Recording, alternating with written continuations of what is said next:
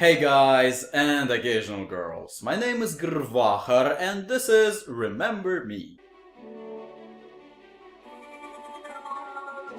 Well, this game slipped almost unnoticed when it came out, for me at least. In fact, the only thing I remembered before playing it was it's French, and at some point one of the creators said that it didn't sell well because the main protagonist is female. Which is kind of a strange excuse, basically meaning, no, the game doesn't suck, it's just the gamers nowadays love cock and balls so much. And screw you. The game has so many missteps, it is literally nothing but them. Doesn't make a game a putrescent vomit, just boring as fuck. The premise is, it's the cyberpunk future, again. But instead of drugs, people are getting high on memories. And come to think of it, it's the only difference. There is an evil corporation that sells this technology, there is a high class that is happy to use it freely, there is a desperate class of poor bum junkies that got so high on it they got mutated, and instead of hypnosis, implants or cyberworks, there is memory manipulation. And I just realized how uninspired that is. It seemed much more interesting when I was actually playing the game. Whatevs. You play as Nilin, a girl named after a hand sanitizer, who in the first 10 of heavily cutscene minutes gets stuck in a coffin for exposition. I am not joking, when I got to this part I was like, wow, the game is making all the uncomfortable jokes for me. What? Show don't tell? Fuck that, just place the player in a coffin and explain what's going on. It is what we do with cutscenes anyway, right? Besides, there is no going down from there, so they will like the rest of the game more.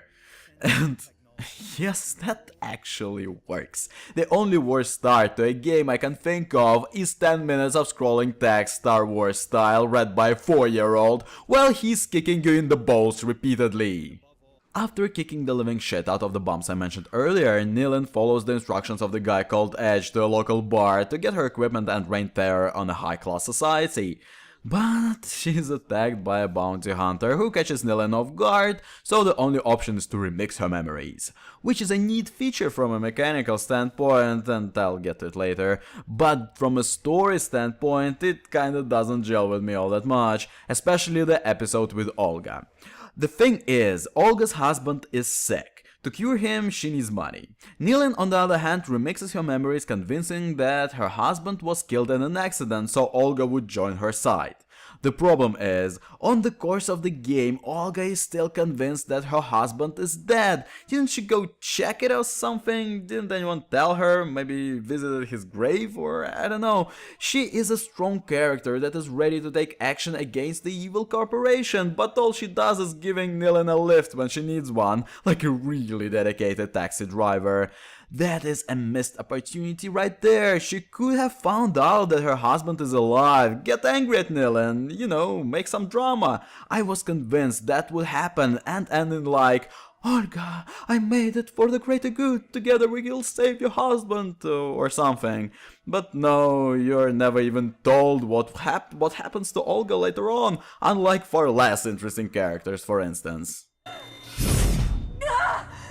Like this guy, Bad Request is his name, and he's Nilin's biggest fan. That Nilin just loves for some reason. He's my biggest fan. You see, she said that like it's the best thing that could have happened to her in life, and this becomes the only motivation to risk her life for that worthless fuck she met like 2 times. And by the way, Bad Request. I have a strong feeling it sounds way cooler in French, or makes sense at least. In English you call that a guy who offers random women on streets to suck him off, and gets punched in the face for doing so every single time. Anyway, Nilin steals blueprints of a dam overlooking the rich people district, never realizing why the terrorist leader needs them, by the way. That kinda shows her level of intelligence and awareness. Actually, I was wondering the whole game, why the hell is she taking everything she's told for granted, never questioning it? But now I get it. She's just not very smart. Good thing the devs wanted to create a strong independent female character, bad thing they've never paid attention to women around them. Actually, let's stop for a second there. During the game, you will get chances to approach male NPCs, and I'm not joking, every single one of them tells how much they are disgusted by Nilin and would never ever have sex with her under any circumstances. She's so unsexualized, she basically makes every man puke his guts out at the first sight of her. Except the main NPCs, of course, but I guess they just got used to her deformed face. I especially like this guy who's like, "Hey ugly, I would fuck your sister." No one ever talks like that. Have writers encountered a human being once in their lives? I know some vile, uneducated assholes, and even they would consider that unpolite. Or is it just what Paris does to you, being the most romantic city in the world? Actually, I've been to Paris, and it's the only city in the world where I saw a man publicly urinate in a rubbish bin in a subway during the rush hour, while his girlfriend was patiently waiting for him. How romantic is that? Okay, back to the plot. We encounter the first boss, and man, it is ridiculous. Not because the boss itself is easy and boring to fight, it is because he prepared a stage to record the fight for a TV show. He even installed the fireworks. It is so cheesy its places in the WWE, which I think is what the creators were aiming for. But imagine showing up while he was installing the fireworks. That would be awkward. Can you wait around the corner for just a couple of minutes? I'm almost done. Yeah, thanks. Sorry for the trouble. Then we get to a long process of stealing memories and infiltrating the very prison Nilin escaped from in the beginning of the game to recover her memories and free her terrorist comrades. She does just that, but the only thing she remembers is how she pushed a man to suicide by altering his memories, which makes her sad. And of course, the only logical solution would be continue following your terrorist leader instructions and strike right in the heart of the enemy. It's Yo, a vile bitch focused only on making her employees' life miserable by forcing them work long hours for the company's profits.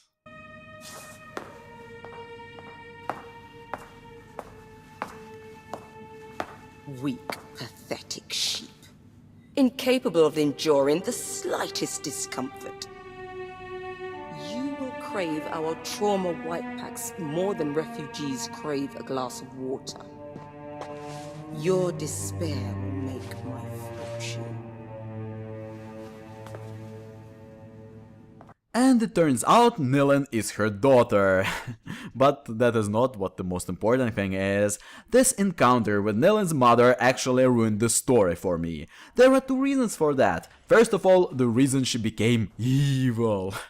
There was a car crash with her daughter inside the car, and you would expect that something horrible must have happened, like they crashed into a schoolyard or something because of some drunk sob, so there were bits, parts and disembodied children's heads everywhere that would break that poor woman's psychic and make her dive into insanity.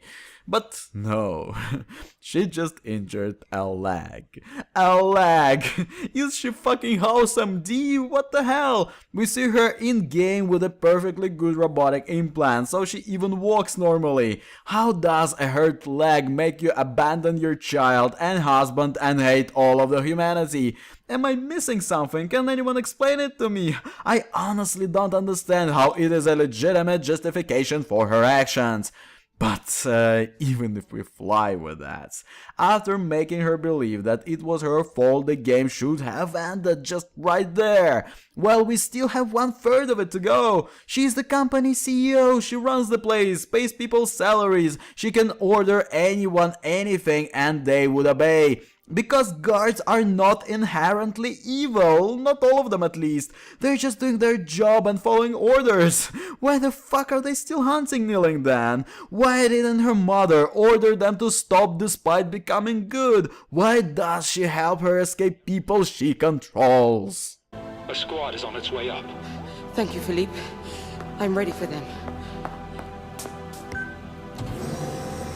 Life has pulled us apart. But you will always remain my daughter. I'll never do anything to harm you. Mama, take it. Run! It leads to the roof. Run! Remember you soon.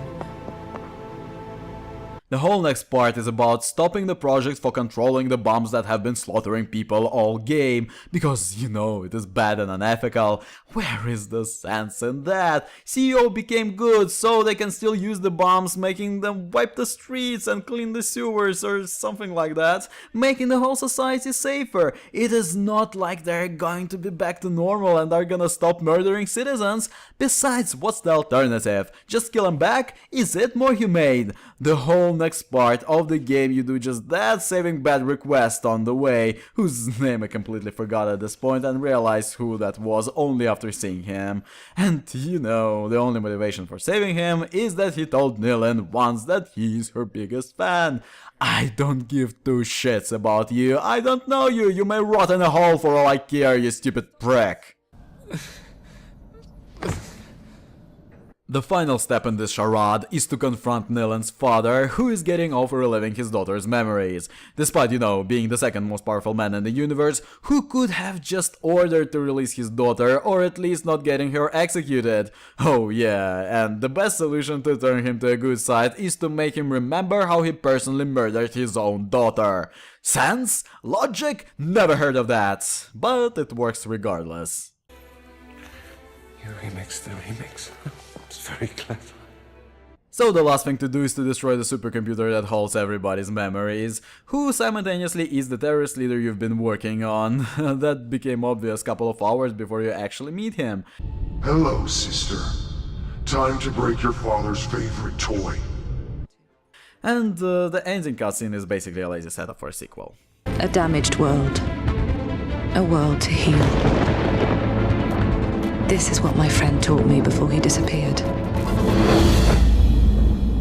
I'll never forget him. Finally, it's over. The story is poorly written and uninspired. Characters lack depth and motivation. In fact, they're just not fleshed out well enough. Even the main character is kinda bland, despite us hearing her commentate on her every emotion after every chapter. She follows a linear path all the way through and occasionally tells us how she feels about it. It is not what a strong and independent character does. It is an attitude of a mindless sheep. Disappointing is what it is. Just as disappointing as the gameplay. The gameplay consists of 3 elements: running down or climbing up a linear path, repetitive combat, and memory mixing. Every element feels unrefined and unpolished, or lacking. Like Capcom just got cheap at some point and starved the developers of money and time. There are glimpses of good there, they just got shit smeared all over them. First, level design. Levels, just as the whole setting, are genuinely beautiful. They feel like this would be Paris in the dystopian future. I like the visual design so much it almost makes me sad that levels are as linear as a sewer pipe full of spiders.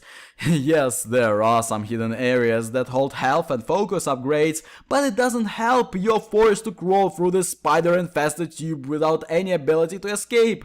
Platforming doesn't help either. What basically insults me is that there is an arrow that shows the next platform you have to jump on, and even the amount of meters to this platform. How stupid do you think I am, game? Or was it implemented to make it more accessible to a wider audience that has already become a Bigfoot of a gaming industry? No one saw it, no one can find it, but insane people read the marketing department, adore it for some reason.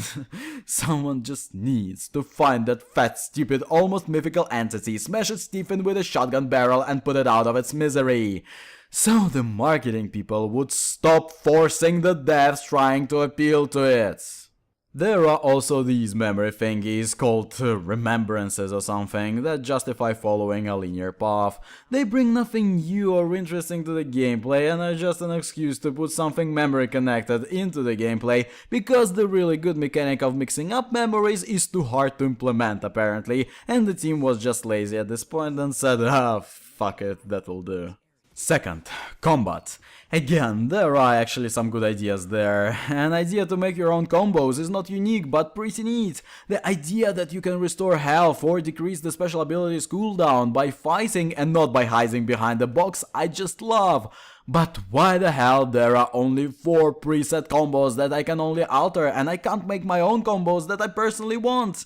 It resulted in creating combos for every particular thing, making them boring. There is no reason to mix them up. I just had a damage combo, a health combo, and a cooldown decrease combo to get me effectively through the game. Besides, combat in general just feels like it needed some time to be polished. The devs went for the whole Batman Arkham series type of combat, but failed at what was best about it, the flow. In Remember Me, every fight is slow and chunky. It feels like entering a password to win, not actual fighting. The fact that switching or dodging away from an enemy breaks the combo doesn't help as well. It turns the combat into a 2-strike run around 2-strike disaster, making you want to impale your eyes on the thumbsticks just because of boredom and sheer curiosity. The camera is another thing that makes the combat incredibly frustrating and pushes you into the land of wonders of self-harm. It is not made for close quarters. When fighting in a narrow corridor inside a subway train, you can't tell what the hell is going on, making you break the combat just to dodge away and adjust the flipping thing.